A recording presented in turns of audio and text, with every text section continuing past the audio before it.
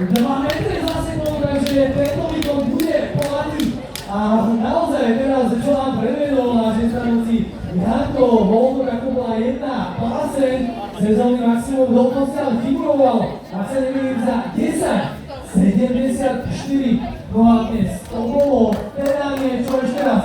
Janko to vyhrali za 10, za 48 aj za 20.